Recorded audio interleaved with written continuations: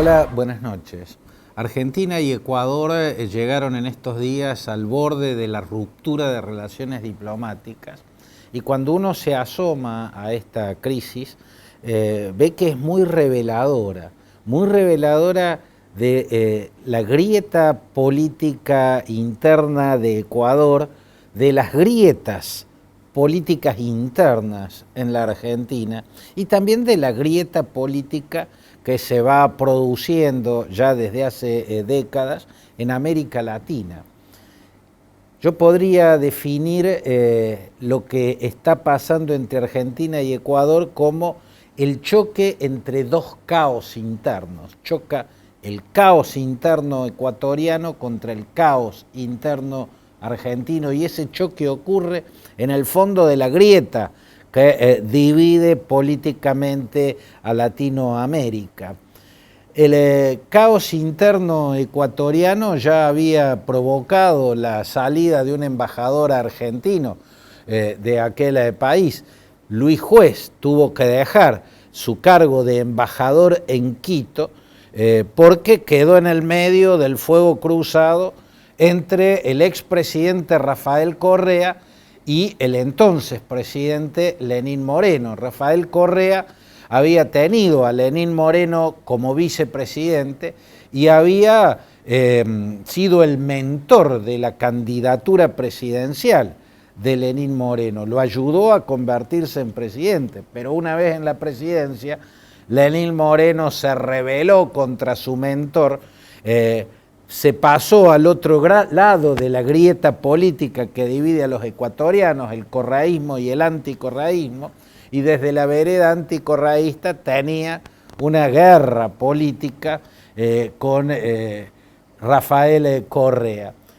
Luis Juez en su momento cometió una torpeza que en un diplomático es muy reprochable, pero quizás no hubiese pasado a mayores esa torpeza si no hubiese quedado en el medio del fuego cruzado entre Lenín Moreno y Rafael Correa. Como Lenín Moreno era cercano a Mauricio Macri, que era el presidente que había puesto a ese embajador, Rafael Correa no le dejó pasar la torpeza, porque atacar en ese momento al embajador argentino que estaba ofreciendo un flanco era golpear también contra Lenín Moreno o embestir contra Lenín Moreno y contra Mauricio Macri, que están en la otra vereda de la grieta. Ahora vuelve a producirse un choque de los caos internos de uno y otro país. La situación se da porque hacía más de 2 años en la embajada argentina en Quito se encontraba como asilada política, aunque a esa condición la tenía desde hace mucho menos tiempo, María de los Ángeles Duarte. María de los Ángeles Duarte había sido ministra de Transporte de Rafael Correa, luego fue ministra de Desarrollo Urbano y Vivienda de Rafael Correa y estaba condenada a 8 años de prisión por un caso de corrupción por el cual también está condenado Rafael Correa. Por lo tanto, ambas condenas están muy vinculadas entre sí. Si Duarte es culpable, Correa también y viceversa. Si Duarte es inocente, Correa también y viceversa. Es el caso de los sobornos de Odebrecht y los aportes ilegales a la campaña electoral correísta que hicieron varias empresas. Como fuere, el expresidente Rafael Correa estuvo en la Argentina, pidió una audiencia con la vicepresidenta Cristina Kirchner. Ella lo recibió en su despacho del Senado. En esa reunión Rafael Correa le pidió a Cristina Kirchner que Argentina le diera asilo político a María de los Ángeles Duarte. Cristina Kirchner operó para que eso ocurra y lo logró. El gobierno de Alberto Fernández le concedió el asilo político en la Argentina. Eso implicaba que María de los Ángeles Duarte en la embajada argentina, que es territorio nacional argentino, estaba protegida por el asilo político y de haber tenido un salvoconducto, que a ese lo da el Estado ecuatoriano, habría podido venir a la Argentina. Pero el presidente de Ecuador también en la vereda opuesta a la de Rafael Correa, en la grieta de los ecuatorianos, no le dio el salvoconducto y planteó que no correspondía darle asilo político a una exfuncionaria condenada por corrupción. El asilo político lo establece la Carta de la OEA, lo establecen muchos documentos del derecho internacional, corresponde a los perseguidos políticos, entre otros casos, pero no a los profugados por corrupción. El gobierno argentino dijo que debía corresponder porque de hecho Bélgica le había dado asilo político a Rafael Correa. Rafael Correa desde hace años está en Bélgica. Yo creo que el caso no es el mismo.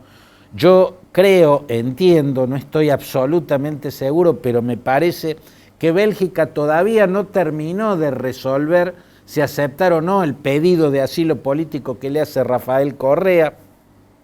En el mientras tanto, Rafael Correa puede residir en Bélgica porque está casado con una belga. La esposa de Rafael Correa es de Bélgica y como tal, bueno, su marido puede estar ahí, pero todavía no se le dio, creo yo, el carácter de asilo político. Como fuere, estaban en esta situación, como no le daba el salvoconducto el presidente ecuatoriano Guillermo Lasso a Duarte, Duarte seguía en la embajada, donde sí imperaba ese asilo político, pero todo estalló por los aires cuando Duarte desapareció de la embajada argentina en Quito y apareció en la embajada argentina en Caracas.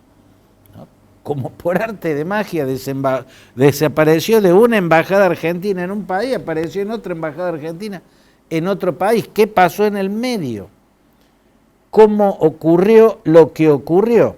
Bueno, acá viene, si se quiere, lo más desopilante y que expone la grieta ya no que divide a los argentinos, sino que divide al oficialismo en la Argentina. Los que responden a Alberto Fernández y los que responden a Cristina Kirchner.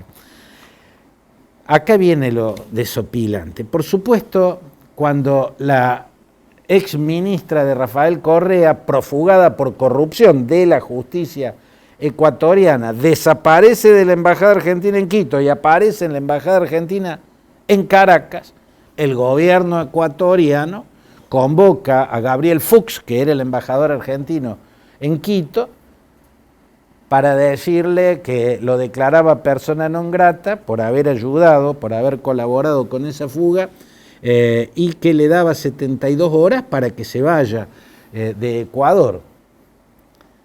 El canciller Juan Carlos Holguín, que es el canciller de Ecuador, recibe a Gabriel Fuchs, el embajador argentino, a quien le iba a comunicar oficialmente la declaración de persona non grata y las 72 horas para que deje Ecuador.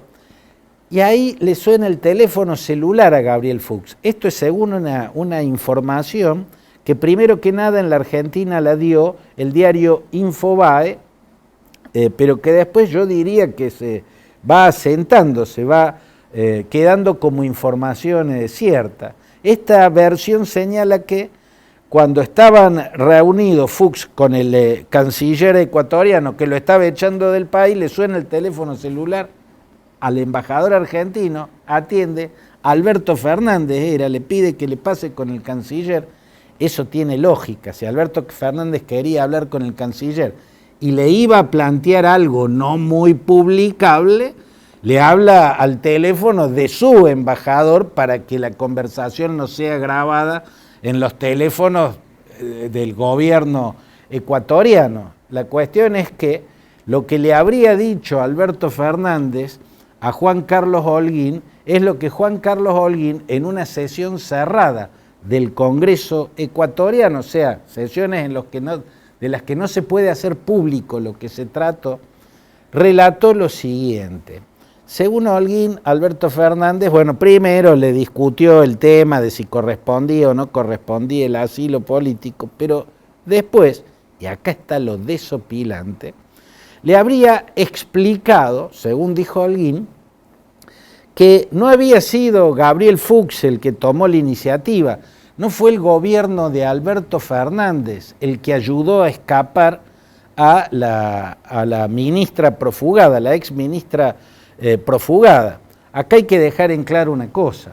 La embajada argentina no está obligada a mantener en su predio a una profugada, en este caso a Duarte. No estaba obligada, no tenía por qué ser la embajada argentina la carcelera de Duarte, en absoluto.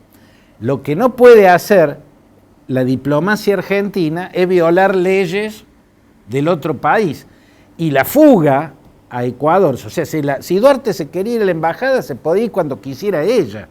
Nadie tenía en la embajada por qué detenerla. Donde la iban a detener en la puerta de la embajada, los policías ecuatorianos que estaban ahí para vigilar y cuidar la embajada argentina, pero también para que no se escape la profugada de la justicia ecuatoriana. Ellos la tenían que detener, no el embajador argentino.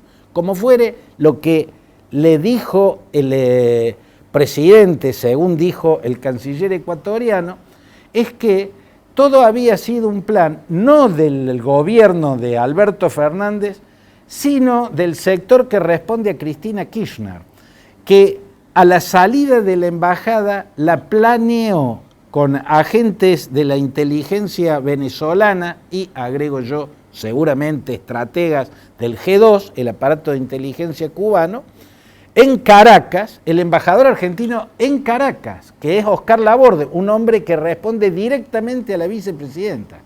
No responde a Santiago Cafiero, que es el canciller, no responde a Alberto Fernández. Es un hombre de Cristina Kirchner. Y dice que fue Laborde el que organizó desde Caracas, con la inteligencia venezolana y con la inteligencia cubana. Yo lo plantearía al revés, fue la inteligencia cubana y la inteligencia venezolana quienes, junto con Laborde, planearon cómo sacar a Duarte de Ecuador. Sacarla de Ecuador en un vuelo clandestino es violar leyes de Ecuador, y en eso quedó implicada la Argentina. Yo deduzco que habrá planteado Alberto Fernández: estás echando al hombre equivocado, la iniciativa no fue de nuestro embajador en Quito, sino de nuestro embajador en Caracas. Nuestro embajador de Quito responde a mí, el presidente Alberto Fernández, el embajador en Caracas responde a Cristina Kirchner, por lo tanto es de ella la responsabilidad. Lo más grave de todo esto, ¿sabe qué es? Que es creíble que un presidente le haya contado al canciller de otro gobierno que su vicepresidenta, no él, su vicepresidenta, fue parte de un plan que implicó violar las leyes de un tercer país, es verdaderamente desopilante. Argentina y Ecuador quedaron al borde de la ruptura de relaciones diplomáticas, pero lo más grave es lo que habría revelado el presidente argentino al canciller ecuatoriano.